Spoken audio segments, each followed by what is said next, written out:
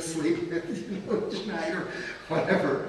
And, so, marriage is on hold. Marriage, right now in California, but the fundamentalists, they were afraid, and now I can't believe the Supreme Court would say, we had laws in America under slavery that didn't permit slaves to marry.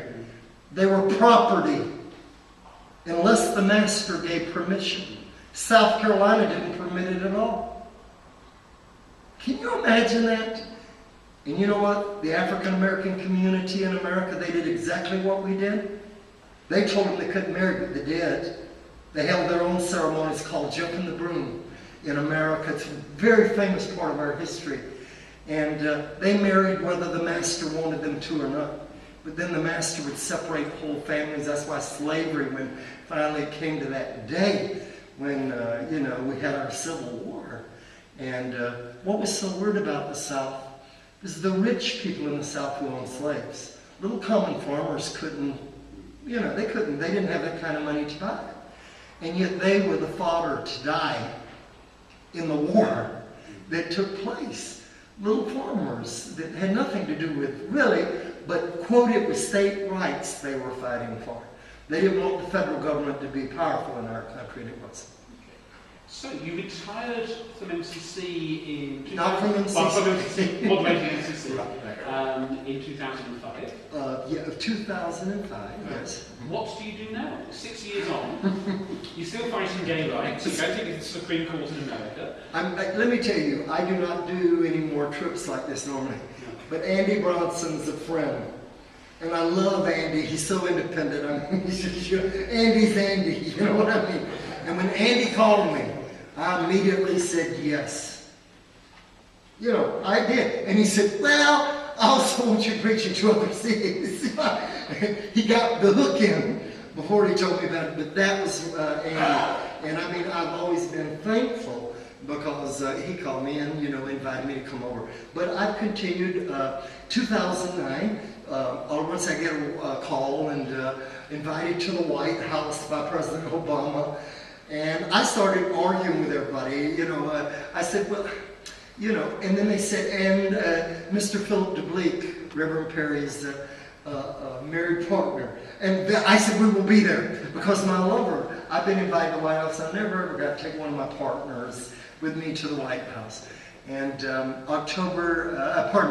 2009 is the 40th anniversary of the Stonewall riots in New York.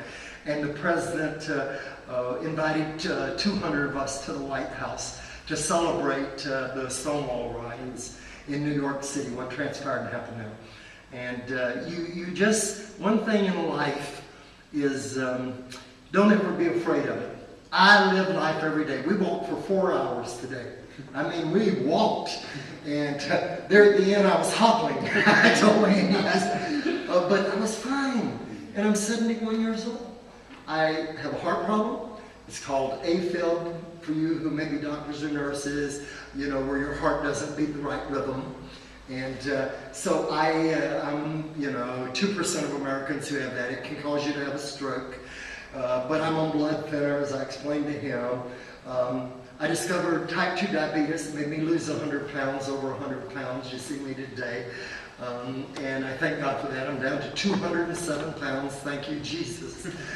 And my doctor asked me, my diabetes doctor, because they can't now, he wants to take me off all my diabetes medicine. They took me off all my asthma medicine. They said, Reverend Perry, you've got great lungs. And I've been on asthma medicine for almost 40 years. So retirement's good for you. So it's good. You know what I mean? Yeah. And so they're discovering things. But I just tell people, like I do, because I know my age. I'm not stupid.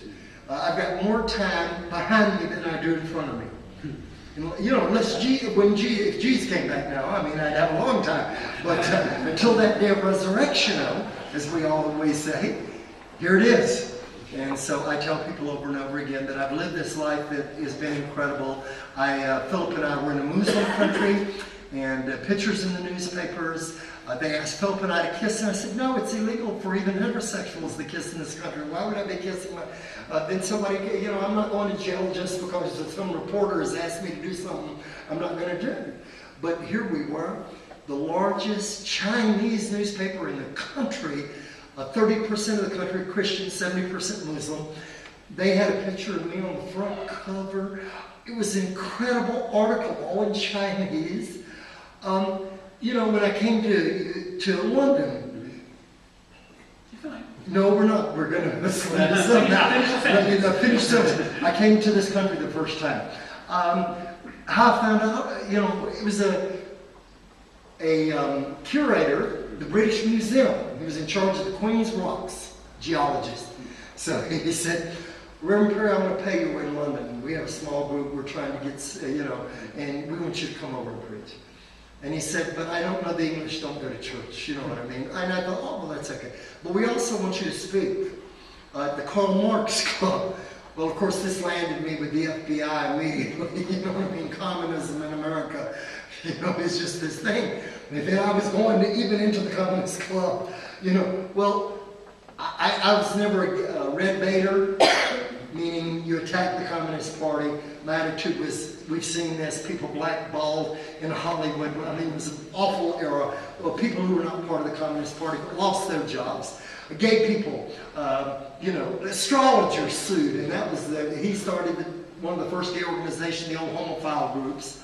I never used that word because one time we had an earthquake in Nicaragua, and one of our pastor in Philadelphia, I said, go to Catholic Charities, donate our food that we've raised, just give to them. They got the wherewithal to get it down there. We don't. This is early on in our history. So he walked in his collar, and the nun looked up at the district, and she said, oh, Father. She said, what parish do you pastor? He said, here we go. And he said, well, I'm not a Catholic priest. He said, I'm from the Metropolitan Community Church. She said, what kind of church is that? And he said, well, we minister to the homophile community. She smiled real big, and she said, that is wonderful. I didn't know we had a church for bleeders here. She thought, oh, he is bleeding, you know. That's the kind of things we ran into. But I didn't have any problems with gay, lesbian. Everybody understood that once it came out of the closet. So. Okay.